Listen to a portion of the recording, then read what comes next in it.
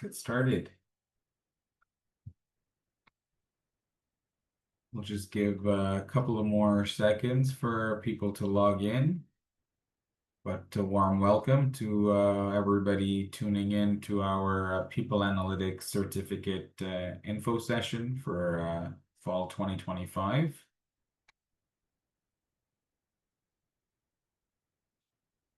My name is Mashur Chaudhry. I am the manager of recruitment and sales for the Chang School. And before we get started, I'd like to acknowledge the land on which Toronto Metropolitan University is built upon. Toronto is in the Dish with One Spoon territory. The Dish with One Spoon is a treaty between the Anishinaabe, Mississaugas, and Haudenosaunee that bounded them to share the territory and protect the land. Subsequent Indigenous nations and peoples, Europeans, and all newcomers have been invited into this treaty in the spirit of peace, friendship, and respect. I want to pay my respects to the Indigenous peoples, elders, and ancestors who stewarded and cared for nature and people who lived on the land where TMU is located today. At the university, we have made a deep and long-lasting commitment to truth and reconciliation. I invite you to learn more about this work online. Now I'd like to go over a few items so you know how to participate in today's session. Your microphone is muted throughout the event so as not to disturb other attendees or the presenters. For the hearing impaired, we have automated captioning available, which you can access by activating it in the toolbar at the bottom of your screen. You will have the opportunity to submit questions to today's speakers by typing them into the question box of the control panel. And you may send in your questions during the session. Anytime, we'll answer them towards the end. Now I'd like to introduce our speakers for today.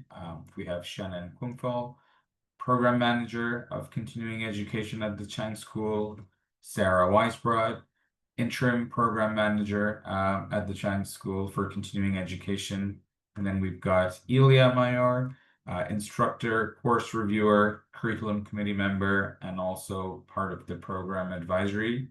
And Daniel Spadafora, who is a program framework developer, curriculum committee member, course developer, and instructor, and also head of HR technology at Bruce Power. Now, before we actually get started with our presentation, I wanted to do a quick poll just to see where everybody is at, what the temperature is in the room, and wanted to understand, what motivated you to consider this certificate. Is it career advancement, which is option number 1? Then we have career change as option number 2. Option number 3 is skill building for current role. Personal interest is next, and then others. So we'll leave it on for a few more seconds for just the remaining people to put in their choice. But yeah, this really provides us with a lot of feedback that we can give to our team to make us even better as we prepare these info sessions for our future learners as well. Okay, so I'll end the poll now and I'll share the results really quickly. So career advancement is the number 1 with 78% of votes there, followed by career change, and someone is there for personal interest as well, which is always good to see.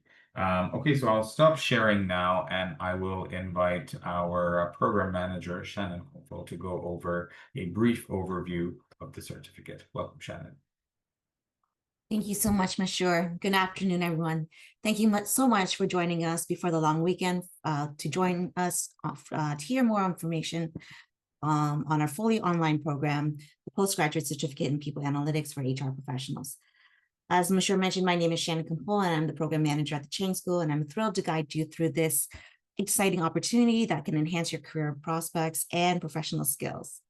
First, this program is designed to be flexible. It's completely online, allowing you to study from anywhere and fit your coursework around your existing commitments. This flexibility makes it easier to balance your education with work, family, and other responsibilities.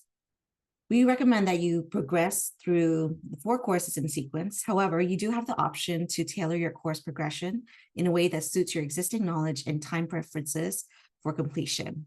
And speaking of time frame to complete the program, for those who may be keen to progress quickly, you can finish the program in as little as 1 year. However, you do have an option. You do have up to 3 years to complete all of the requirements. A key component of our online programs are the live synchronous sessions, which provide you with the opportunity to engage directly with our instructors and peers in real time, fostering a collaborative learning environment that enriches your understanding of the material. The number of live sessions varies upon course, and you can find these listed on the course registration pages. You also find that this program has a focus on practicality and assessments that are designed to mirror real-world scenarios, ensuring that what you learn is immediately applicable to your professional practice. You won't be learning just theory. You'll be putting it into practice in ways that reflect the challenges you'll face in the field. With that overview, let's discuss who this program is designed for. If you're an HR professional aiming to enhance your analytical skills and optimize HR processes, this program will equip you with the tools to analyze data effectively, streamline operations, and make informed decisions that contribute to your organization's success.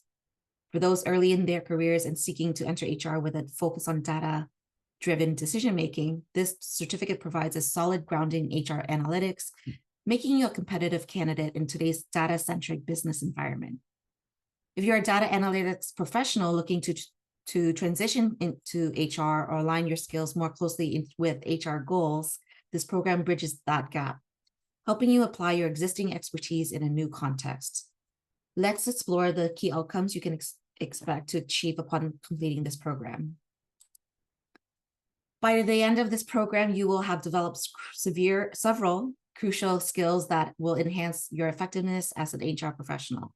You'll learn how to create clear, compelling visuals that make complex data easy to understand. This skill will help you tailor your communications to different audiences, ensuring your insights are effectively conveyed and your recommendations are well received by those all involved at all levels. Understanding the legal and ethical implications of data collection and analysis is vital in HR. So this program will equip you with the knowledge to handle sensitive employee data responsibly, ensuring compliance with relevant laws, and maintaining the trust of your workforce. You'll gain an understanding of statistical techniques and predictive analytics, enabling you to discover trends and predict future outcomes based on employee data. This will allow you to make proactive decisions that can improve workforce planning, talent management, and overall organizational performance. Finally, you'll learn how to position people analytics as a strategic tool that aligns HR activities with broader business objectives. By demonstrating the impact of your data-driven decisions, you'll play a key role in ensuring HR contributes to the organization's success. These outcomes are designed to not only enhance your technical skills, but also to empower you to drive strategic change within your organization. Whether you're looking to optimize HR processes, improve decision-making, or align HR with business goals, these competencies will be invaluable to your career. Let's now go over the admission criteria for the People Analytics for HR Professionals Postgraduate Certificate Program. Ensuring that you meet these criteria is essential to setting yourself up for success and making the most out of your learning experience. So to be eligible for this program, you must have an undergraduate degree or equivalent from an accredited post-secondary institution. This requirement ensures that all participants have a foundational level of education and are prepared for the advanced concepts and analytical techniques covered in the program. Although it's not mandatory, we highly recommend that applicants have at least 3 years of relevant professional experience. This could be in HR, data analysis, or a related field. Having this background will enable you to relate more closely to the program content, apply your learning directly to real-world situations, and contribute meaningfully to discussions and projects throughout the course. If you're unsure whether your qualifications meet the admission requirements, please don't hesitate to reach out to our client services team. They're here to help you navigate the process and answer any questions you might have. Now let's walk through the application process. We've made it as straightforward as possible. so you can complete your application with ease. So how to apply? Start by preparing an updated resume. Include your most recent and relevant experience and education. Once your resume is ready, proceed to complete the online application form. This form will ask for basic personal information, details about your academic background, and any relevant professional experience. After filling the form, you'll be prompted to upload your resume. Finally, review your application to make sure that everything is complete and then submit the form. Once you've submitted it, you will receive a response from our team within 3 business days. If you have questions or need assistance at any point throughout during the application process, our team is available to help. This concludes my portion of the presentation. I hope this overview has provided you with valuable insights into what our program offers. And I'll pass back the mic to Mashur. Thank you. Perfect. Thank you so much, Shannon, for that really good overview. We'll just take one quick minute before we introduce our next speaker to play our certificates trailer that was just presented so that everybody can have a quick snapshot of it. Go ahead, Luke. What if we could give you HR superpowers? What if you could make better business decisions faster? What if you could transform raw data into real insights? This certificate program is a blend of applications of people analytics and people analytics theory. This program includes a really great blend of interacting with your peers that are taking some of these courses with you, as well as getting to hear from experienced HR executives about their time in people analytics and why it matters.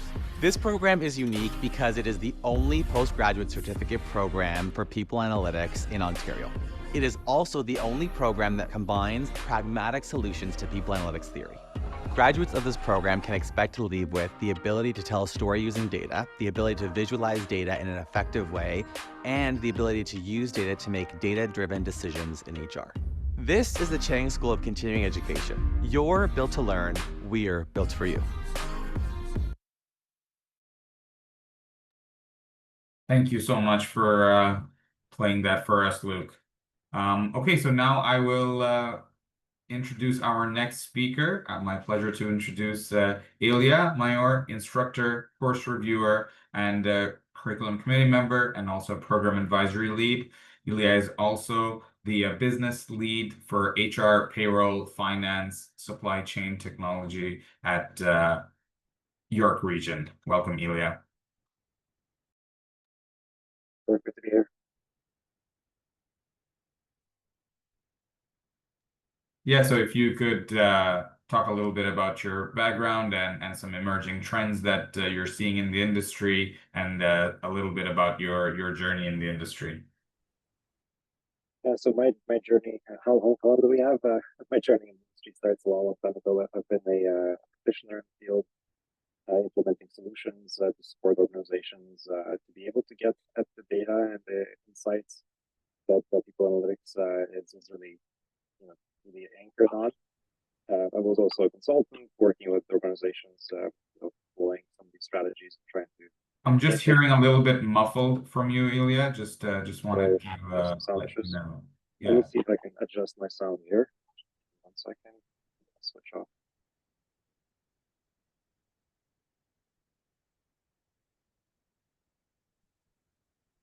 Is that better? Yeah, that's better. Okay, excellent.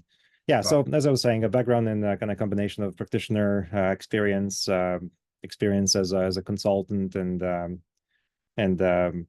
now I'm as part of my current role, I'm working on transforming York Region's environment, both in terms of HR technology, but also payroll, finance, and supply chain. My home position is the HR technology and workforce analytics manager at York Region, and that's it's a role that really focuses on providing the municipality, which is quite a large municipality, with insights into our workforce, and enable our leaders across the organization to be able to make better decisions around workforce. In terms of emerging trends, I mean, it's hard to have these conversations without mentioning AI. I think it's it's in all of our jobs, and there's a lot of chatter about the likelihood of it replacing certain roles. I'm more of the opinion that it will augment roles, and those that harness the power behind it will be better off in their roles. But domain expertise is still supreme, and I think this program prepares you well for that.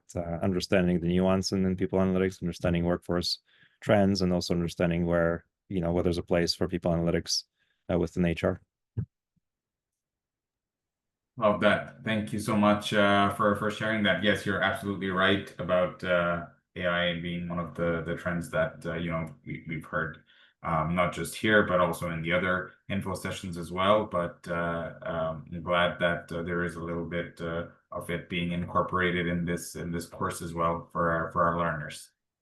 So thank you once again for sharing that. Finally, we will pass it over to Daniel Spadafora. He's a program framework developer, curriculum committee member as well, course developer and instructor, and is the head of HR, technology, and operations at Bruce Power. Daniel, the floor is yours. Thanks, Ashur. Can you hear me okay? With my yeah, okay, good. Because zooming. Well, it's nice to be here. I don't know, similar to what Ilya said at the very beginning, I don't know how much time I have really to talk about my journey and my career so far. I feel like I've been working forever, although maybe it hasn't been that long. It depends who you speak to. I started off as the role doesn't exist anymore, but I started off as an HR file clerk many years ago for Rogers Communications in a call center that no longer exists in Pickering, Ontario, if you can believe it. And I remember I walked out to the call center floor once and was like, if I have to send someone another T4, I may explode myself. And so from there, I ended up actually going into human capital consulting with Deloitte. And I worked on a series of HR transformations, both in the Middle East, in Asia, here in North America, mostly around financial services. And my very last gig before I went back to industry was working with an energy and mining company called Barrick Gold.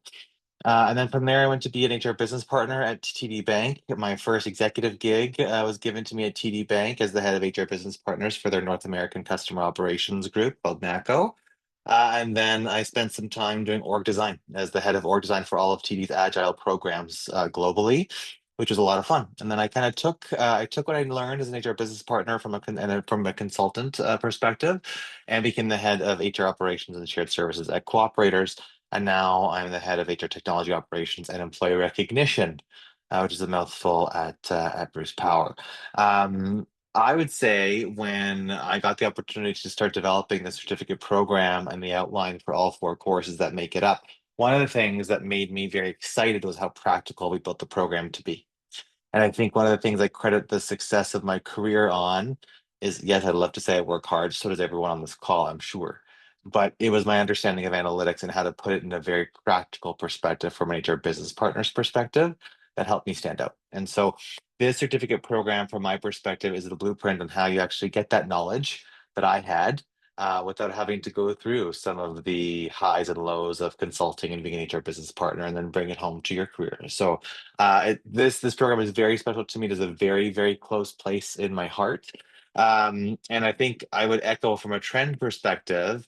I would echo what Ilya said. We're probably not going to have many conversations about people analytics or analytics in general without the use of some sort of AI agent, right? Although, and this may be where I age myself, as I can feel just a back pain earlier from this week, just from yawning. So that back pain and this comment will age me for sure. But I always say AI is almost like Wikipedia. Back in the day, you had Wikipedia as a place to start when you were in undergrad or your master's or what have you.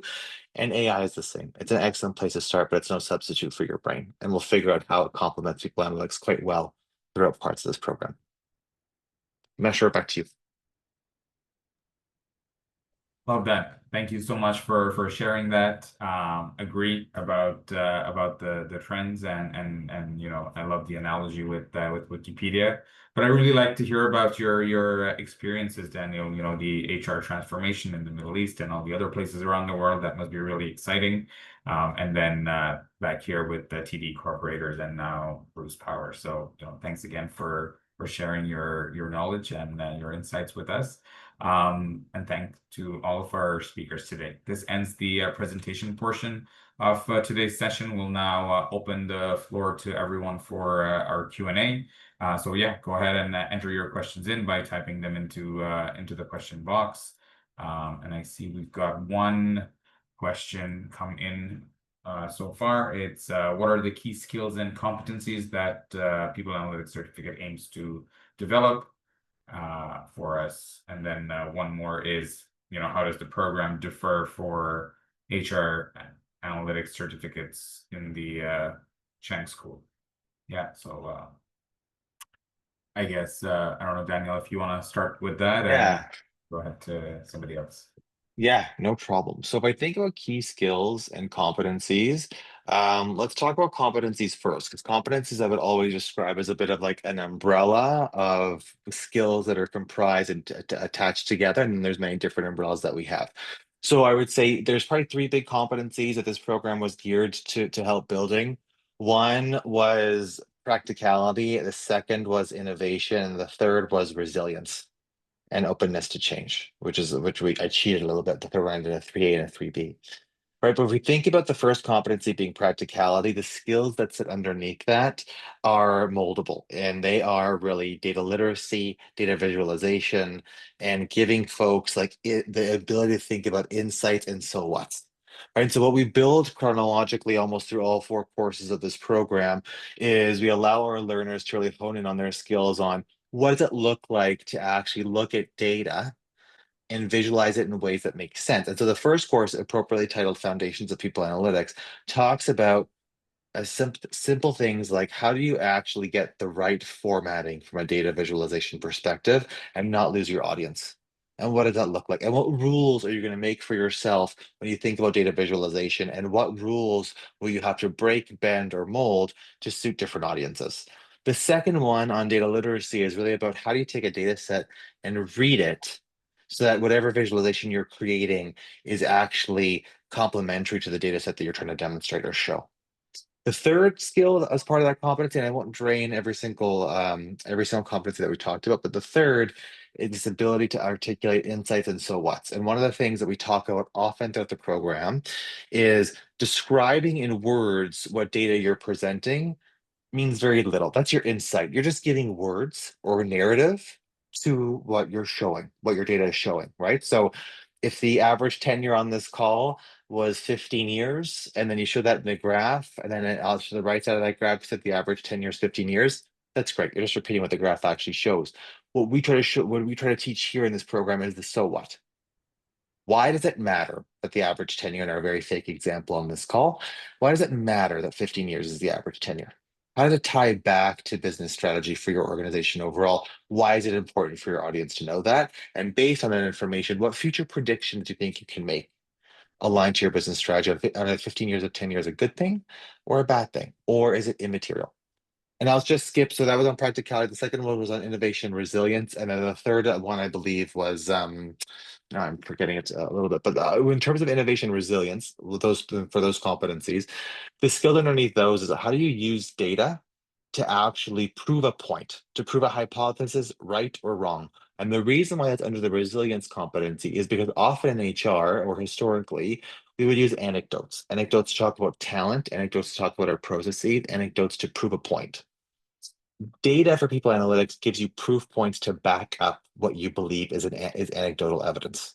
And that helps us as HR professionals become more innovative and more resilient to some of our leaders in the business. And whenever they challenge us, we actually have quantifiable metrics to talk about. I hope that helps. Yeah, that's a very comprehensive and well-rounded answer. Anything else?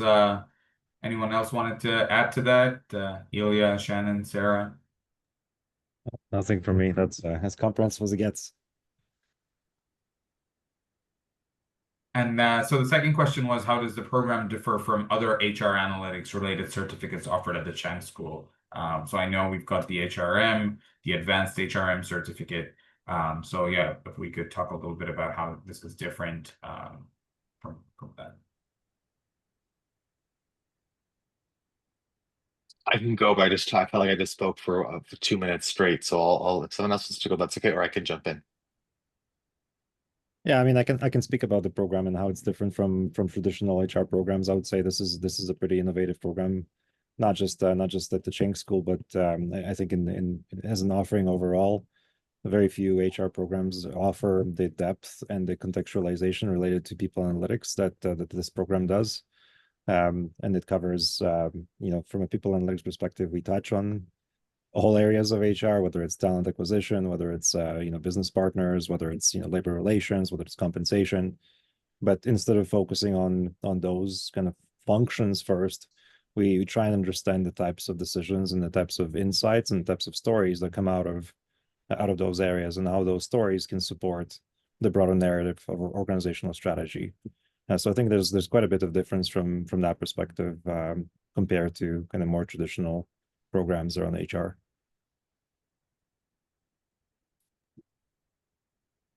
I just want to jump in here. Hi, everyone. And yes, I agree with Ilya and Daniel in terms of what's being said. HR is a really broad field, as you'll learn if you're already practicing, and it comes in a lot of different areas. So we have 2 other certificates that are HR related at the school that are more to deep dive into those different areas, and they touch on data analytics. But if you really want all those key foundational skills for data analytics, then this is a better fit for you. So it's the difference between depth and how comprehensive a skill set do you want to come out with. So we might touch upon it in our other certificates. In our other data analysis certificates, we do talk about how broadly data analysis can be used, but it's not specific in the HR industry. So this is a really unique opportunity to have a pairing between that specialized HR and data analysis skills together in a very applied format, and Daniel was talking about later.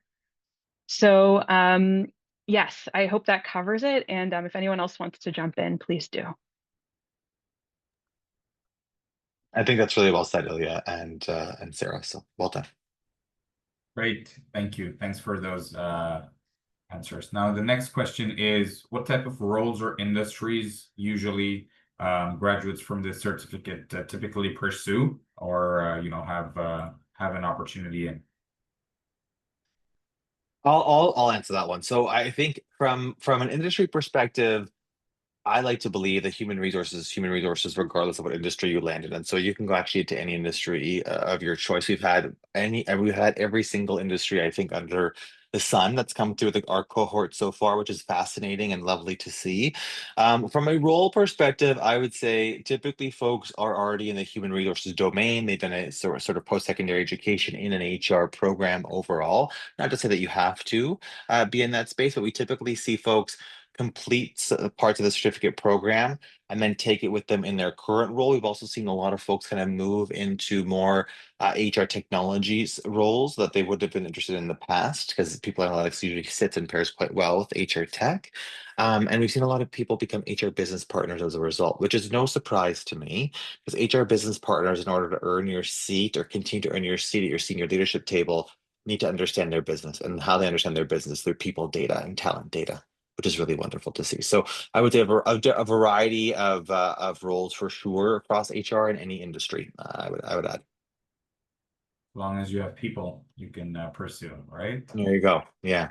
Awesome. Okay, so next question is, I guess, for both Ilya and Daniel, because you mentioned in your trends artificial intelligence, and so the learner is asking, they'd love to know your perspective, how it has changed the HR role. Has it made it more strategic, or created new challenges for HR professionals, and how will it be covered in the course? I'll go, and then I don't know, Ilya will jump in. And so here's what I'll say. This question is wonderfully worded, whoever wrote it, so thank you. I feel so passionate about this topic. I'm not a podcast type of person. I love to listen to podcasts, but so passionate, so much so that I almost want to make a podcast myself. Because when we think about the word strategic, I am on this kind of new kind of view on what does strategy even mean? Right? Because if I think about myself or any other leader that I would have said is very strategic, they probably spend like 30 or 45 minutes in the weeds understanding a topic or more before they add like 30 seconds of strategic value. Right? And so if I think about what AI does, has AI changed HR's role? Not any different than it's changed other folks' role in any other industry, where it's kind of augmented some of our capabilities every single day, but it hasn't actually become a substitute for our brains. And if we think about some of the AI workshops or forums that our CHRO, Bruce Power, leads, she does a wonderful job of it. She'll often say, like, AI is actually not a replacement for your brain. You still need to think. It's just there to help you get certain results faster. But thinking critically is actually still a big part of our roles. So has it made the any HR role more strategic? No, I would say, but it's put HR in more of a risky spot, in that if you aren't used to using that frontal cortex part of your brain, which takes a lot of calories and a lot of energy for logical reasoning, AI may put you in a bit more of a precarious scenario because you get answers faster. But if you're not reading what those answers actually are and try to contextualize it for what you need it to do, and you just submit those answers or pass them along in a presentation, it's quite dangerous, actually. And so one of the things that we do through some of our practical programs for every single course is use case studies. And oftentimes I'll get case studies that come back or answers that come back that are very much so AI generated, but then we'll poke at them to say, well, does it actually resonate? And does it actually give us the answer we thought we needed based on the context of this case study? Right. So in a way, it's made us faster. I would argue it probably hasn't made us any more strategic than we were before.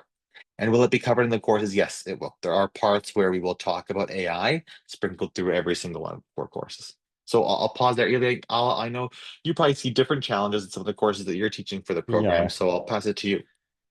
Thanks, Daniel. Yeah, for sure. I mean, this is such an interesting topic, and again, maybe I'll focus on the second part of that question in terms of the, has it made the work more like strategic or created new challenges? I think, there are certain, like any new technology early in its adoption curve, we have the kind of the gray areas, right? Should you be using AI as part of talent acquisition, decision making, right? Should you be, to what extent, should it be AI be used in supporting analysis of personal, identifiable information for employees? So from a data management, data analysis perspective, it's a really, really powerful tool. And then, to some extent it's also easy to just, give AI all of your data and say, hey, do you see anything interesting in here? Right. But you kind of have to stop and think, well, does that jive with ethics? Does that work with proper data management practices? And a lot of those practices and policies and regulations are still emerging, right? So the practice to some extent is outpacing the our ability to kind of put controls and barriers around it. And even in cases where organizations have maybe blocked the use of AI, you can't really block people using it on their phone. So we are seeing HR practitioners use it for for letters. We're using it for for drafting performance goals. We're seeing a lot of adoption in different areas. And as HR practitioners, it kind of challenges some of the some of those questions around, should we be using it that way, and is it an effective way of actually supplementing, like Daniel was saying, supplementing our brains instead of replacing them. So I would say yes, new challenges, but also tons and tons of new opportunities, like like a new tool set that you discover that suddenly is available to you and is practically unlimited, right? So I think it can be used for good, and it can be used for evil. Hopefully, in our field, we're using it more for good than the other way. But certainly, it'll be covered in a lot of scenarios, right? Examples in org design, examples in talent acquisition, examples from the field of what we're seeing in terms of how it's being used and how it's changing to some extent. How how performance reviews are written and evaluated. Definitely seeing a lot of that in at least in my workplace. Love that. And it's evolving every day, right? There's a new development in that sector every day. So it's really an interesting topic and great question. Thank you for that question. So next question is, what kind of projects are included to be practical? So are the projects included? Are they practical scenarios or not? Maybe I can start us off, because I think every course has a variety of different examples that make it practical, and these are examples that come from practice. They are very much they're very much situations and scenarios that we encounter in the field. Whether it's you're a program analyst, or you're somebody that's tasked with analyzing an issue, whether it's return to the office policies and the data that supports them, whether it's a new training plan for for groups that are struggling, whether it's turnover issues or engagement issues that you're encountering in the workplace. So there's a combination of kind of challenges and examples where you have an opportunity to work individually and as a group to tackle some of those cases, reflect, analyze some some kind of data sets, as well as the opportunity to present and storytell using the content that you've learned. So really a combination of kind of self-paced discussion, reflection, case studies, projects, presentations, and analysis. So quite diverse, I would say. Awesome, thank you. And so the next one is about, I guess, people with different backgrounds. So someone is a software engineer background, wondering if they can take this course, and then someone who doesn't have any stats or maths background, wondering how hard it is for someone with no stats and maths background. Yeah, it's actually meant to be for anybody, whether they have a stats background, a math or engineering background or not. You can actually take the course and we'll teach you. We'll teach you what to look for from a people analytics perspective. That's what it's built for. If I would think about my time as HR business partner, there was no way I had a background in stats or math or engineering, but I was able to teach myself, and I want to kind of teach those same ways of learning more broadly to all of our learners. So not hard at all. But there is a level of effort tied to any course that you take. And so I always say to any cohort that comes through my courses, which is if we do the readings and we have proper discussions, because in our sessions together, that's really kind of where the value is in these sessions. It's really where the big chunk of learning comes from. It's learning from your instructors, but also learning from your peers that are in those sessions with you, because some of them may have different perspectives and they may bring really good opinions to our discussions. I also want to jump in here for a moment and say I believe someone has a software engineer background too, which is very cool. And I always say that no education is wasted. If you can have a really comprehensive perspective and pull that together in different ways, that gives you a leg up. But still, having said that, I do want to encourage you to connect with our amazing advisors. I believe we have one of them on the call, Abby and Dave. And if you have a particular background or you're not sure if a course is a particular fit for you, with your work background or your education, then please get in touch with them. They really want to help you figure out the right pathway for you and make sure that you're making the right decisions in your career path. Maybe I can also comment from the perspective. So I teach the Foundation of Statistical Analysis, which is the third course in the program. And I can tell you that in my last cohort, most of the group they're all exclusively HR practitioners. I mean, I think there was one person who was an analyst, but for the most part, the background is not statistics or maths. But the concepts that we learn in the class and that we practice in the class are applicable, and recognizing them is almost as important as knowing how to do some of these things. Recognizing them and recognizing the when you see some of those techniques being used, whether it's in your engagement surveys or in some of your other programs in HR, I would say that's really the focus. Nobody is expecting that the graduate from this program is going to be a maths major or a statistics major. That's not the intent, and then certainly not how it was developed. Amazing. Yeah, thank you for adding that point as well, and thank you for sharing your perspective, Sarah, too. Right, that's really important. Yeah, please let us know. We'll put in the information for our advisors, the contact information, and feel free to get in touch with them and book one-on-one time if needed. So at this point, we don't have any more open questions. I can throw it back to the panel if there's any last comments that you want to make based on the questions that you've seen and then everything else that we've presented so far.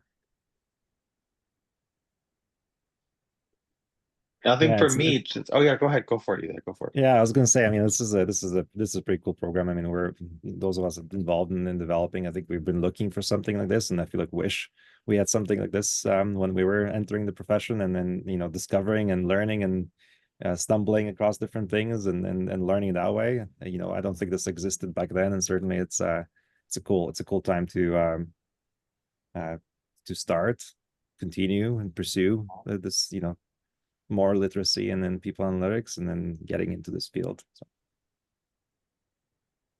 Really Well well said. Well said. Nothing else from me. I'm not sure. Awesome. Okay, so I'll put up one last poll, just seeing that there are no more open questions. If you can just answer one from us, how did we do, right? You know, were your questions answered today? You know, this is once again provides us really, really valuable feedback. But yeah, while people answer that poll, I just wanted to take that time to thank all of our presenters and speakers. So thank you, Shannon. Thank you, Sarah. Thank you, Ilya and Daniel. And then thank you, Camille and Luke, for making us go smoothly in the background as well. And thank you everyone for attending our online session today. If you're interested in more information about the certificate that's presented, please visit our website at continuing.torontomu.ca. And if you have any other questions, please contact me directly at mash.chaudhry@torontomu.ca. All the information and a recording of this session will be sent to you along with the survey in an email within 24 to 48 hours. And yeah, so on behalf of the Chang School and our presenters, thank you so much for attending our session today, and have a great rest of the day. Thanks, everyone. Appreciate it. Bye, Thanks everyone. all. Bye now.